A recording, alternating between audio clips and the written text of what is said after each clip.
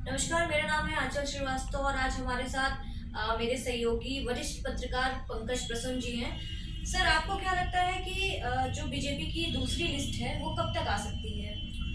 देखिए, अभी just BJP की पहली लिस्ट आई थी, जी। तो ऐसा उम्मीद कर सकते हैं कि आज चूँकि भाजपा की जो अब तक खबरें आ रही है कि भाजपा की बैठक है और दूसरी लिस्ट को लेकर के, और इसमें जो भाजपा के राष्ट्रीय अध्यक्ष हैं जेपी नड्डा जी, गृह मंत्री अमित शाह जी और भी भाजपा के कई शीर्ष नेता इसमें शामिल हो सकते हैं। और जो अब तक खबरें आ रही हैं उसके मुताबिक ऐसा कहा जा सकता है कि 7 तारीख को या 8 को, यानी कल या परसों तक जो है भाजपा की दूसरी लिस्ट आ सकती है। तो सर, जैसे कि जो बीजेपी की भाजपा की जो पहली लिस्ट आई है, उसमें कई दिग्गज लोगों के टिकट काट दिए गए हैं। तो क्या उम्मीद है कि दूसरी लिस्ट में भी ऐसा ही कुछ होगा? जी, निश्चित। देखिए, कई चौंकाने वाले नाम भी इसमें शामिल हो सकते हैं, और चूँकि भाजपा में कुछ भी ये नहीं कहा सकता कि हाँ, किनका टिकट चोर है और किनका टिकट चोर नहीं। कुछ जो विवादित चेहरे हैं, उन विवादित चेहरों से भी भाजपा किनारा कर सकती है। जैसे मैं कहूँ कि जो कासगंज से जो लोकसभा के जो सांसद हैं ब्रजभूषण शरण सिंह, उनका भी टिकट संभवतः ऐसे जो जो खबरें आ रही हैं कि उनका भी टिकट काट सकती है, क्योंकि कुछ जो महिला पहलवानों ने उन पे जो जी, जॉनसन जो का आरोप आरोप लगाए लगाया थे। था, जी। तो इसके चलते भी उन विवादों से खुद को दूरी बनाए रखने के लिए भाजपा संभवतः उनके भी टिकट को काट सकती है। और गौर करने वाली बात है कि जो दिल्ली में जैसे जो लोकसभा के उम्मीदवारों के नाम घोषित किए गए थे, उसमें सिर्फ मनोज तिवारी का ही टिकट सुरक्षित रखा। बाकी कई दिग्गज हस्तियाँ जैसे कि पूर्व स्वास्थ्य मंत्री डॉक्टर हर्षवर्धन, उनका भी टिकट काट दिया गया।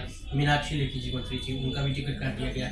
इसके अलावा जो विधुरी हैं, प्रवेश वर्मा है, इन सभी का टिकट काट दिया गया। हंसराज हंस हैं, उनका भी, गौतम गंभीर है, उनका भी टिकट, और सारे नए चेहरों को अवसर दिया गया है। और जिसमें प्रमुख नाम में से एक ये भी सुषमा स्वराज जी की जो बेटी है बांसुरी स्वराज, उनको भी टिकट दिया गया है। तो इस तरह के कई नए चेहरे को मौका दिया जा सकता है भाजपा में। और जो विवादित चेहरे हैं, इन विवादित, और आप अगर ध्यान करें तो जैसे जो विवादित बयान जो देते रहे नेता, उन लोगों से भाजपा ने इस पर किनारा किया है। उदाहरण के तौर पर मैं कहूँ, जैसे रमेश बिधूरी है, रमेश बिधूरी का हमेशा विवादों से नाता रहा, विवादित बयान देते रहे, तो उनसे भी दूरी बनाई है। प्रवेश वर्मा, उनसे भी दूरी इसलिए बनाई क्योंकि उनके भी बयान सुर्खियों में बने रहते थे। तो भाजपा निश्चित रूप से जो है इस बार पूरी सोच समझ करती है, सेफ प्ले कर रही है, और ऐसे प्रत्याशियों को मौका देना चाहिए जिनका विवादों से नाता नहीं रहा और जिनकी साफ सुथरी छवि जनता के सामने है। अच्छा सर, जनता का ये सबसे अब मन में ये प्रश्न उठ रहा होगा कि कब इलेक्शन होंगे, तो आपके कुछ आपको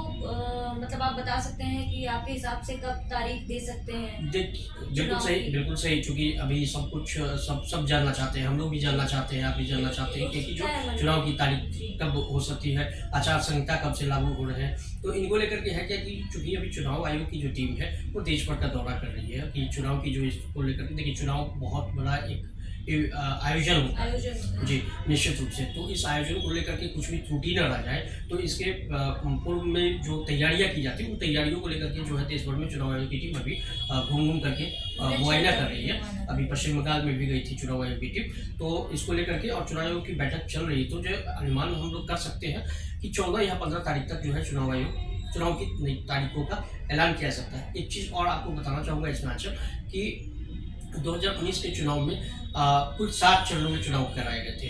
तो चूँकि देश बहुत बड़ा देश है, और हर तरह की स्थितियाँ परिस्थितियों को देखते हुए यह मुमकिन नहीं कि एक बार में ही चुनाव कराया जा सके। तो इसीलिए चुनाव आयोग, ये हम कह सकते हैं कि इस बार भी संभवतः 7 चरणों में चुनाव कराए जा सकते हैं। और 14 या 15 तारीख तक हम उम्मीद करें उम्मीद कि कर सकते हैं कि निश्चित रूप से जो है 16 तारीखों का चुनाव की जो तारीख है, लोकसभा चुनाव की तारीख, उनके ऐलान किए जा सकते हैं। बहुत बहुत सर, आपका धन्यवाद। Thank you, thank you.